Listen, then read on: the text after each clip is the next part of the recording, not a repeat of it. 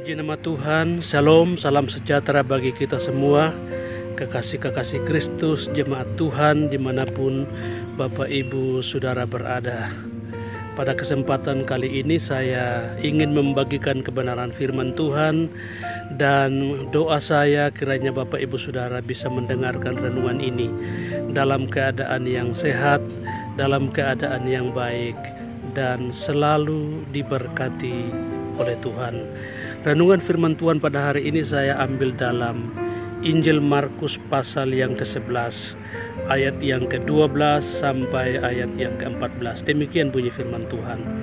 Keesokan harinya sesudah Yesus dan ke-12 muridnya meninggalkan Betania, Yesus merasa lapar, dan dari jauh ia melihat pohon ara yang sudah berdaun.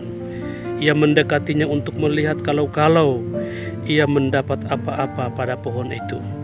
Tetapi waktu ia tiba di situ, ia tidak mendapat apa-apa selain daun saja, sebab memang bukan musim buah ara. Maka katanya kepada pohon itu, "Jangan lagi seorang pun makan buahmu selama-lamanya." Dan murid-muridnya pun mendengarnya. Kekasih Tuhan dimanapun saudara berada, Yesus adalah orang Yahudi. Dia tahu kapan musim buah ara. Tetapi pada hari itu Yesus ingin makan buah ara, sementara bukan musim buah ara. Tentu ini mengundang banyak pertanyaan.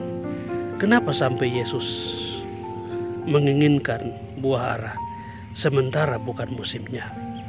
Ini yang akan kita pelajari pada renungan firman Tuhan hari ini. Dan saya beri topik pelajaran dari pohon ara.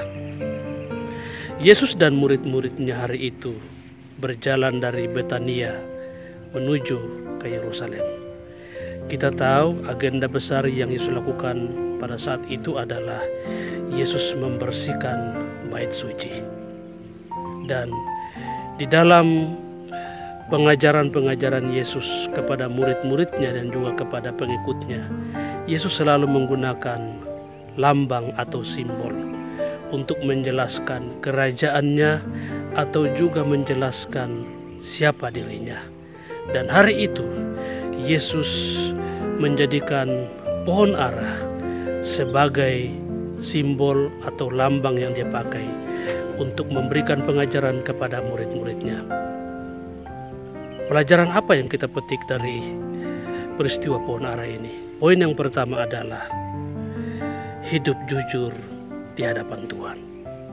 Tentu orang bertanya, apa hubungannya pohon ara yang dikutuk dengan hidup jujur? Kekasih Tuhan, perikop ini masih ada hubungan dengan Kejadian 3 ayat yang ke-7. Ketika Adam dan Hawa dalam keadaan telanjang, maka mereka memetik daun ara untuk menutupi ketelanjangan mereka. Dan bagi orang-orang Yahudi adalah pohon ara itu identik dengan orang yang suka menutup-nutupi dosa dan pelanggarannya. Kita tahu bahwa agenda besar waktu itu di Yerusalem adalah membersihkan bait suci dari segala macam praktek-praktek kecurangan.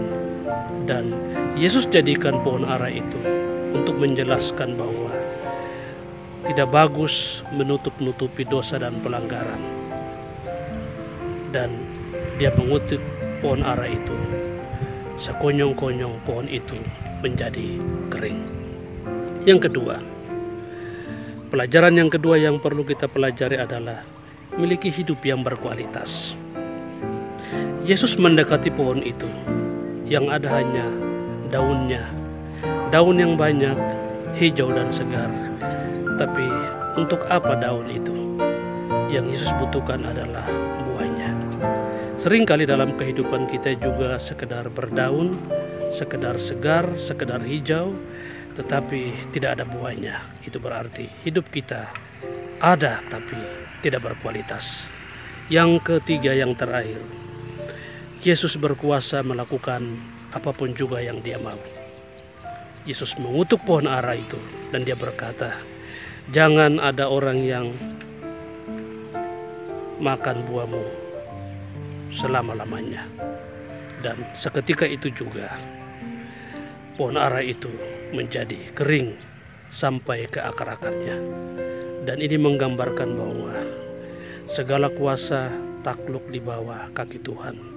Apapun, mau manusia, mau tumbuhan, mau hewan, mau alam, siapapun dan apapun, semuanya takluk di bawah kuasa Tuhan. Yesus berkuasa melakukan apapun yang Dia mau karena Dia punya kuasa.